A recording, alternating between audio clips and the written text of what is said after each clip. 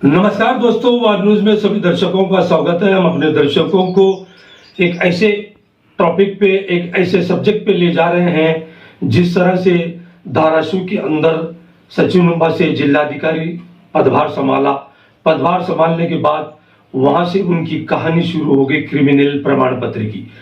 सचिन उम्बासे ने जिस तरह से वहां पर पदभार संभालने के बाद कुछ अधिकारियों पर ऐसी गाज गिरा दी जिसमें उप निवासी जिलाधिकारी संजय ढोड़े थे, उनको निलंबित की कार्रवाई करने के बाद शुरू हो गई सचिन उम्बासे पर उल्टी गिनती, जिससे संजय ढोड़े ने आधार बनाकर बाड़ा साहेब सूबेदार को अपना मोहरा बनाकर सचिन उम्बासे के जांच पड़ताल यानी प्रमाण पत्र क्रिमिनल पर जांच शुरू की। सूचना अधिकार के तहत बाड़ा साहब सूबेदार ने सचिन उम्बासे के वो सारे चिट्टे को बाहर निकालने का प्रयास किया जिसने सचिन उम्बासे ने क्रिमिनल प्रमाण पत्र के IAS ऑफिसर का एग्जाम पास किया था। यानी क्रिमिनल क्या है?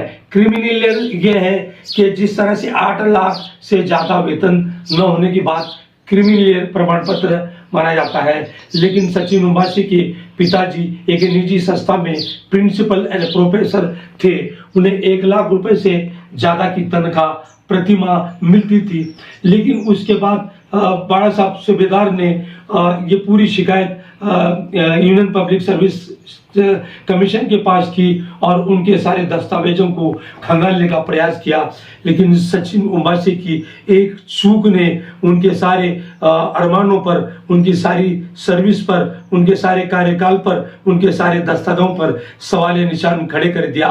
कौन है बाड़ा साहब सूबेदार? और बाड़ा साहब सूबेदार को संजय ढोड़े ने किस तरह से काम लगा दिया, क्योंकि संजय ढोड़े पे कार्रवाई करना कितना महंगा पड़ा सचिन उम्बासे को। आज सरोज सैनी के पास 15 राज्यों में से महाराष्ट्र राज्य के एक IAS अधिकारी यानी सचिन छगनलाल उम्बासे के लिए जांच पड़ताल के लिए चीफ सेक्रेटरी को भेज दिया गया है। अब देखना है सचिन उम्बासे इसको किस तरह से फेस करते हैं, क्या प्रामाणिक करते हैं, क्या सरकार के पास, UPC कमेटी के पास अपना पुख्ता प्रमाण रख सकते हैं, अपना पक्ष किस तरह से रख सकते हैं, देखना है। सचिन उम्बासे की एक चूक आज उन्हें धराशायी पे लाके खड़ा कर दी। सबसे बड़ी चौंकाने वाली बात है कि सचिन उम्बासे ने सोलापुर में पत्रकार परिषद या संवाददाता सम्मेलन करके क्यों नहीं एक्सप्लेन किया कि इसके पीछे का कारण क्या था, सच और झूठ का पर्दाफाश क्यों नहीं किया?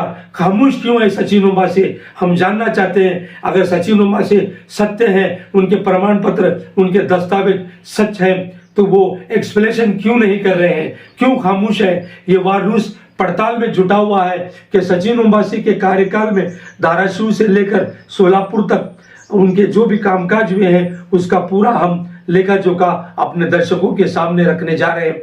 हम सचिन उम्बासे के खामोशी के पीछे असलियत क्या है ये जानने का प्रयास करते हैं, लेकिन सचिन उम्बासे को इसका जवाब देना पड़ेगा।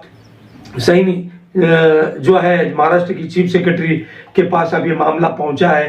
राज्य सरकार क्या निर्णय लेती है, राज्य सरकार को ये क्या भेज देंगे, क्या एक्सप्रेशन करेंगे, देखते रहिए वार न्यूज। धन्यवाद।